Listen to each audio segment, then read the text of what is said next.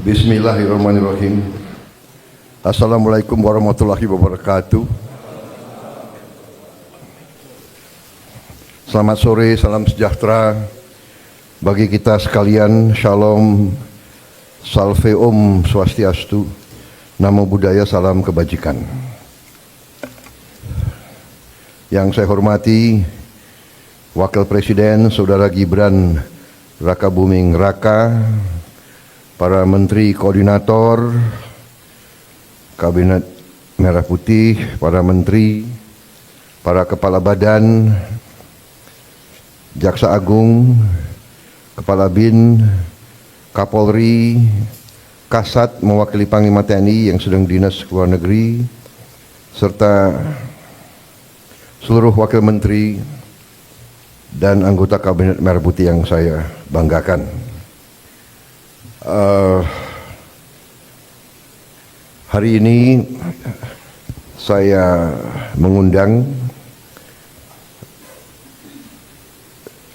seluruh kabinet untuk kita melaksanakan sidang paripurna. Tentunya ini adalah pertemuan kita sesudah kita resmi 3 bulan menjabat. Setelah saya dilantik tanggal 20 Oktober yang lalu, kemudian saudara-saudara dilantik besok harinya tanggal 21, dan para menteri, para wakil menteri sorenya. Jadi kita resmi menjabat, menjalankan mandat dari rakyat 3 bulan. Untuk itu, walaupun sebetulnya saya tidak pernah bekerja dengan target ratusan hari atau bulanan, tapi bagaimanapun itu merupakan suatu tonggak, suatu tahap yang kita selesaikan. Dan untuk itu saya kira secara objektif kita boleh bangga bahwa kita telah menunjukkan suatu hasil yang menuju kepada sasaran-sasaran kita. Saya apresiasi kerja saudara-saudara sekalian. Saya merasakan dan saya menilai kabinet kita sekarang bekerja sebagai satu tim. Saya merasakan ada suatu kekompakan, suatu kerjasama yang baik. Di sana sini tentunya masih harus kita perbaiki, itu wajar ya. Tetapi yang saya rasakan adalah semua menteri, semua wakil menteri punya keinginan yang sangat keras untuk memberi hasil kepada rakyat. Itu yang saya rasakan. Dan saya ingin mengucapkan terima kasih kepada saudara sekalian. Demikianlah yang diharapkan rakyat kita. Kita berada di trajektori yang benar ya. Saudara-saudara sekalian,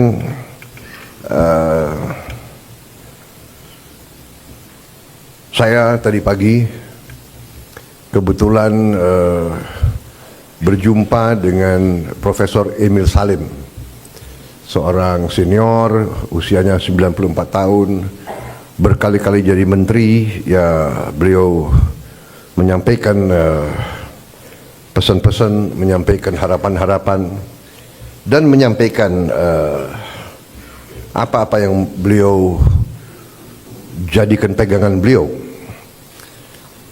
Inti yang saya kira saya tangkap dari beliau ingatkan bahwa seorang menteri adalah seorang pejabat negara. Berarti orientasi pengabdiannya adalah negara. Kita dari sistem politik kita adalah politik konstitusional, di mana politik kita dijalankan melalui partai politik. Kedaulatan rakyat dilaksanakan melalui partai politik, melalui perwakilan. Dan itu benar bahwa sistem konstitusi kita bisa dikatakan adalah sistem campuran.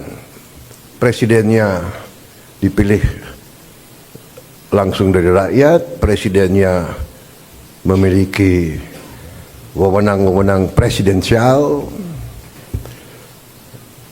tetapi parlemen, DPR memiliki wewenang pengawasan, wewenang anggaran yang sangat besar. Dengan demikian kita telah menjalankan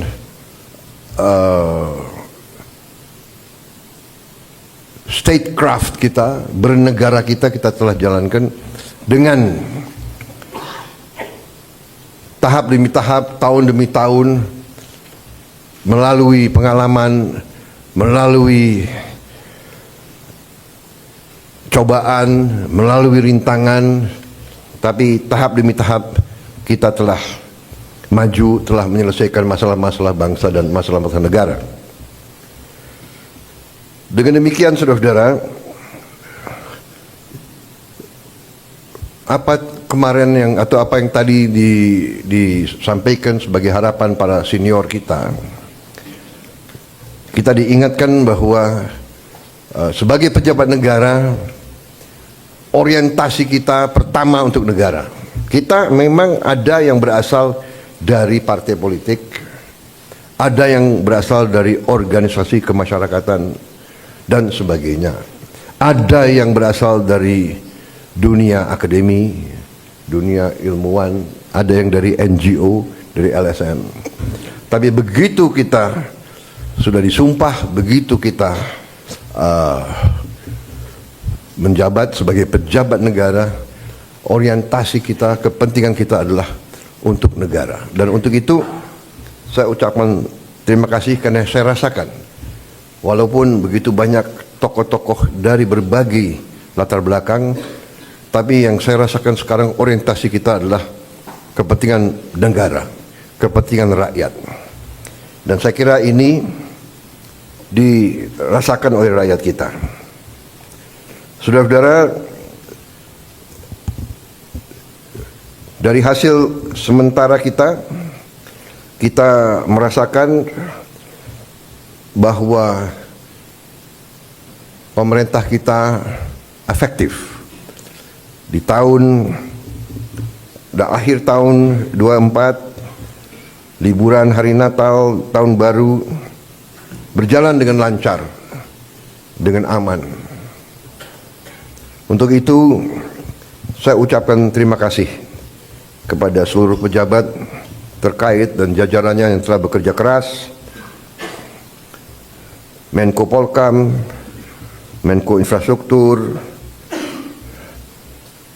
Menko Pangan, semua Menko, Kapolri, Panglima TNI yang bekerja keras menjamin keamanan, keselamatan, Menteri Perhubungan, Menteri BUMN, dan semua menteri-menteri lain yang saya monitor turun ke bawah, turun ke lapangan, monitor perkembangan.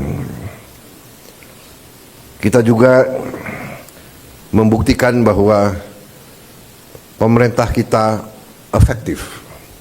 Pemerintah kita bisa menjalankan administrasi negara dengan handal. Saudara-saudara, bagaimanapun di bulan-bulan yang kritis tersebut biasanya ditandai oleh banyak kecelakaan lalu lintas, ditandai oleh ketersediaan bahan pangan, bahan-bahan pokok yang penuh dengan fluktuasi harga dan sebagainya.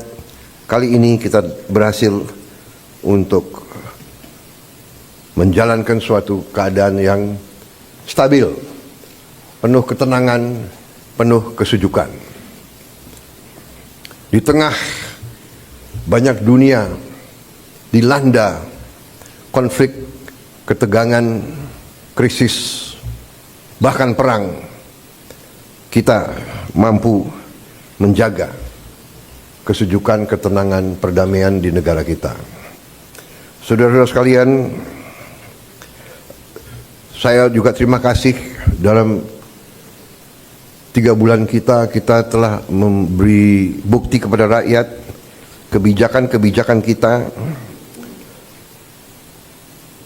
adalah kebijakan-kebijakan yang berpihak kepada rakyat, berpihak kepada kepentingan negara.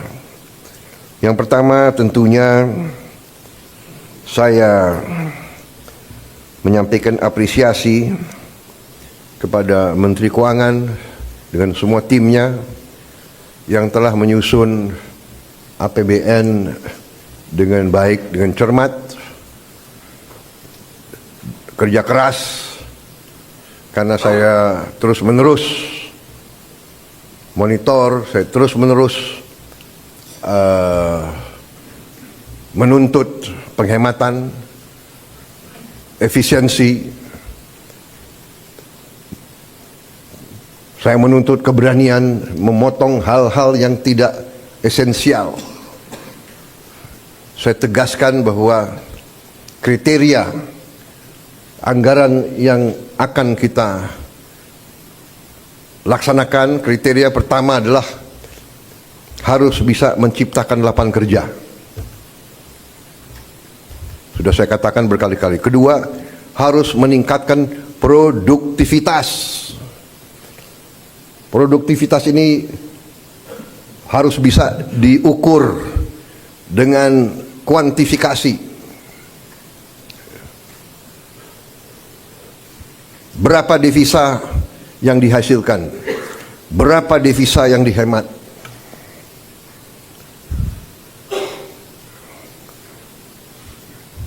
Kemudian kriteria selanjutnya adalah harus mengarah kepada swasembada pangan dan swasembada energi. Kita harus mampu memberi makan kepada seluruh rakyat Indonesia, tidak lagi import. Dan saya terima kasih kepada jajaran menteri-menteri yang telah melaporkan kepada saya tahun 2025 lagi, tahun 2025 ini kita tidak akan import beras lagi, tidak akan import jagung lagi, tidak akan import garam lagi.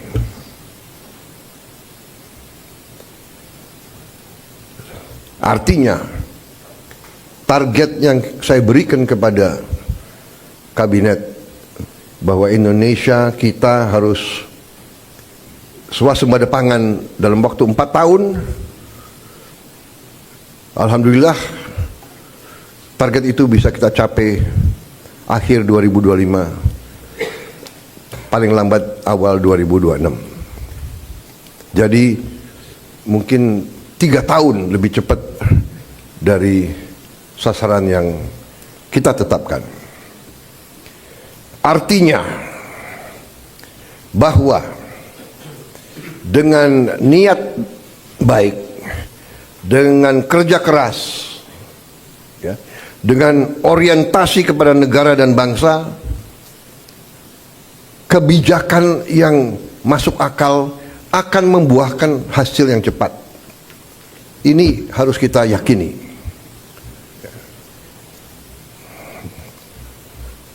Kemudian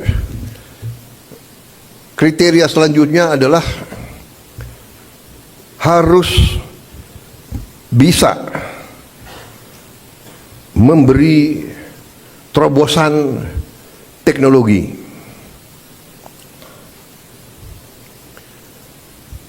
Dari prioritas kita itu, satu tadi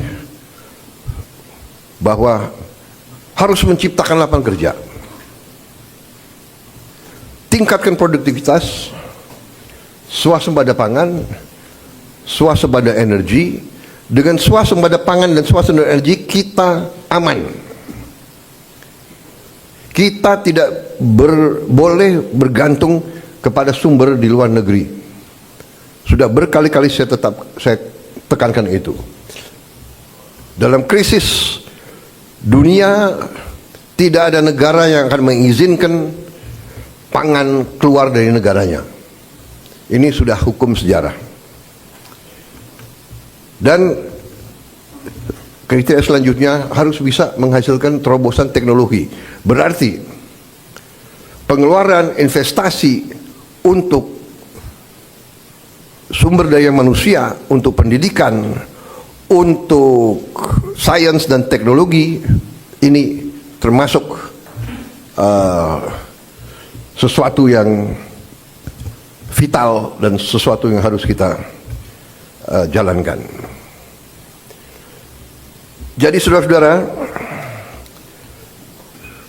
saya tegaskan kembali bahwa hal-hal di luar itu yang bersifat seremoni, upacara, merayakan ulang tahun ini, ulang tahun itu, hari ini, hari itu, kita tidak anggarkan. Perayaan sejarah, perayaan ulang tahun laksanakan secara sederhana di kantor, di ruangan. Kalau perlu yang hadir hanya 15 orang, sisanya divikonkan.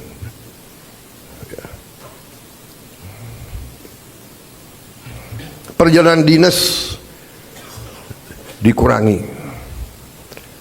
Saya potong setengah.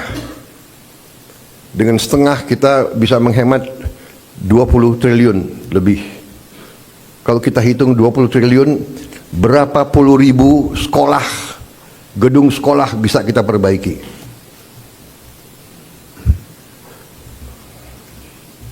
Jadi saya katakan benar-benar bahwa saya sangat serius dalam hal ini. Saya minta loyalitas semua menteri, semua kepala badan untuk patuh dalam hal ini, ya. Dan saya terima kasih kepada tim keuangan yang telah menjalankan penyisiran, kajian terhadap anggaran sampai serinci-rincinya. Kalau tidak salah, mungkin sampai satuan ke-9 kalau tidak salah. Mungkin pertama kali dalam sejarah, ya, Presiden Republik Indonesia mengecek sampai satuan ke-9. Jadi saudara-saudara pun mungkin tidak tahu anggaran-anggaran tersebut, ya. Karena kita sudah lama jadi orang Indonesia. Jadi, tapi ini saya kira sesuatu yang membanggakan. Dengan demikian kita bisa bekerja dengan sangat cepat. Saudara, program makan bergizi kita berjalan. Alhamdulillah, kita telah luncurkan tanggal 6 Januari yang lalu. Sampai sekarang berhasil melayani 650.000 anak-anak kita di 31 provinsi. Ini berkat kerja keras banyak pihak, ya, Kepala Badan Gizi, jajarannya, Mendagri, Menteri Pendidikan Dasar dan Menengah, Menteri Bappenas, Menteri Desa, Menteri BUMN, Menteri Kesehatan, Panglima TNI, Kapolri, para kepala sekolah, para gubernur, bupati, tentunya Menteri Keuangan, dan untuk Januari sampai April 2025, program ini sasarannya adalah 3 juta anak. Bulan April sampai Agustus 2025 akan menuju 6 juta anak. September kita harapkan 15 juta anak. Dan akhir 2025 target kita adalah semua anak-anak Indonesia bisa dapat makanan bergizi. Saudara-saudara, terima kasih kerjasama ini. Seluruh kementerian lembaga ikut mengamankan dan menyukseskan program ini. Kita akan bersinergi dengan pemerintah daerah, gubernur, bupati, wali kota, dan seluruh perangkat daerah. Saudara-saudara, ini adalah masalah strategis. Kita memperkuat masa depan Indonesia. Anak-anak Indonesia harus kuat, harus cerdas, harus semangat, harus sekolah dengan baik. Saya percaya dalam waktu yang tidak lama kita akan melihat peningkatan hasil kemampuan akademis anak-anak kita. Saya juga bertekad untuk melakukan langkah-langkah intervensi kepada semua sekolah di Indonesia. Sekolah dasar, sekolah menengah, SMP, SMA, semua sekolah yang dibina oleh pesantren dengan teknologi. Kita akan masuk ke semua sekolah dengan teknologi. Kita ingin mempercepat penyampaian pelajaran untuk semua sekolah kita. Saudara-saudara, saya juga berterima kasih kepada Menko Perekonomian dan tim ekonomi yang telah menggagas, menyusun konsep-konsep yang diwujudkan dalam produk-produk, dalam kebijakan-kebijakan yang pro rakyat, penghapusan hutang kepada petani dan nelayan yang mengalami kesulitan membayar sekian belas tahun, kemudian juga berbagai bantuan langsung, berbagai bantuan mengurangi kewajiban-kewajiban terutama rakyat yang di golongan yang paling bawah dan paling lemah. Saya kira nanti mungkin Menko Perekonomian dengan Menteri Keuangan bisa juga jelaskan ke masyarakat berapa kebijakan-kebijakan yang telah kita lakukan. Kita juga dalam waktu dekat kita juga akan mewajibkan semua perusahaan yang menerima kredit dari bank pemerintah harus menempatkan hasil penjualan ekspornya di bank di Indonesia. Saya kira ini hanya wajar, ini masuk akal. Mereka berusaha dengan dana yang bersumber dari rakyat Indonesia. Setelah mereka berusaha dan mereka lakukan penjualan, hasil penjualannya wajar kalau ditaruh di bank di Indonesia. Ini saya kira segera akan keluar dan akan berlaku kurang lebih 1 bulan yang akan datang. Ya. Jadi ini